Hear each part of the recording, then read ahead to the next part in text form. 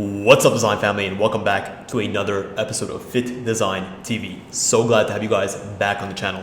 On today's episode, we'll be looking at how you can actually go ahead and trademark your business, your fashion brand, for use in the United States specifically. Obviously, trademarking is an essential step that you should definitely not overlook. Let's set the scene. Let's just say you've gone ahead and created a perfect brand, and you've actually created the brand, you've created the product, you've marketed yourself, and you've built awareness. But 1 year down the line, 2 years down the line, you find yourself infringing on an existing brand's trademark, and they actually are able to pursue you legally. Well, you definitely don't want to find yourself in this position. So the first step that I highly recommend and I encourage all fashion brands, especially in such a saturated space, is to do their due diligence and to trademark their brand beforehand. On this episode, I'll be giving you guys 3 quick and easy steps today that you can actually do to, number 1, conduct a full clearance search and find out if there's an existing brand out there that is using your trademark or the trademark that you're planning on actually incorporating. 2, how do you go step by step and which specific class types that you can use to register your trademark so that you're as broadly protected as possible. And then lastly, how you can actually provide proof that you're selling the products that you say you're selling in order to secure and actually have your trademark long term.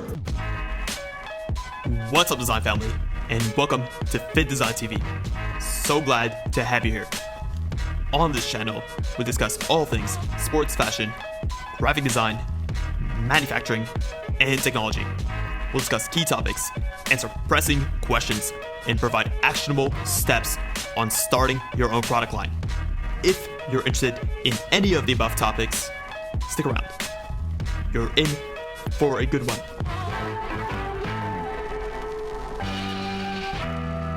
The first essential step is actually to conduct a full and comprehensive clearance search of the trademark that you're planning on filing.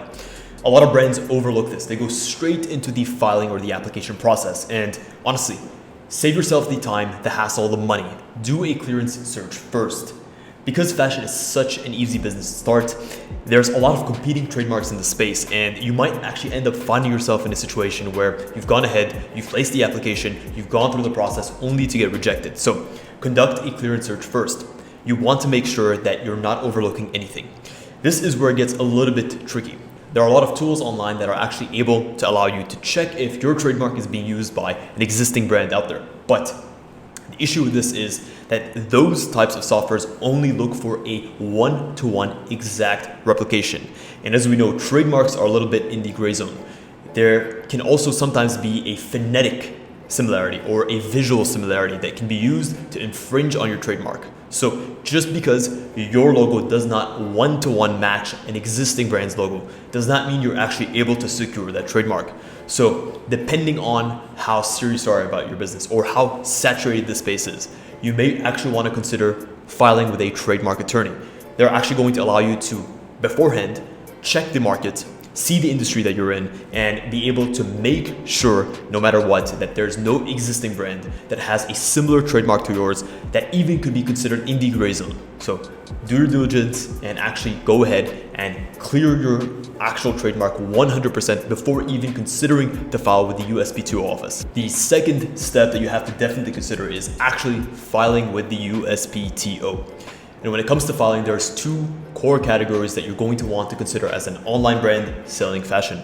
Number 1 is going to be the first class, which is class 25. This is essentially anyone in any business selling clothing in the United States. So with class 25, you need to make sure that you're accurately listing each and every single type of product that you intend on selling.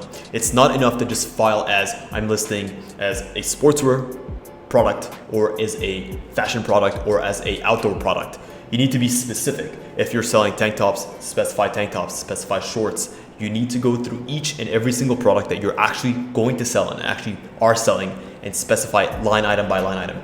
Failure to do so is honestly going to automatically get your application rejected. So save yourself the time, the money, and the hassle, and be specific. But then don't be over specific. What I see a lot of brands doing is they go ahead and jump the gun and they overlist. They list items that they're actually not currently selling. And again, this is also a surefire way to get your application rejected or you're going to have the government ask you for further clarification or proof of actual sales. The second class that you'll want to actually consider, especially if you're trying to receive as broad of protection as possible, is class 35, which is specifically for online retail stores. And this is even helped further. Let's just say you're a brand XYZ and you own the domain xyz.com. This is definitely going to help your case and it's going to push your application forward. So today, make sure that you can also secure the domain of the brand name that you're looking for.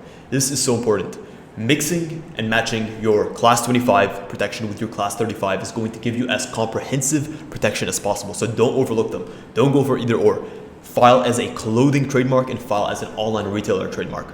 Last but definitely not least, once you filed your application with the USPTO, now it's time to actually prove that you're able and are selling the goods that you actually have listed on your application. And it's so important, especially in the United States. And if you're trying to go for federal protection of your trademark, you need to prove that you're selling statewide, or not only within state lines, but across state lines. How do you do this? Well, number one, you have to provide what is known as a specimen.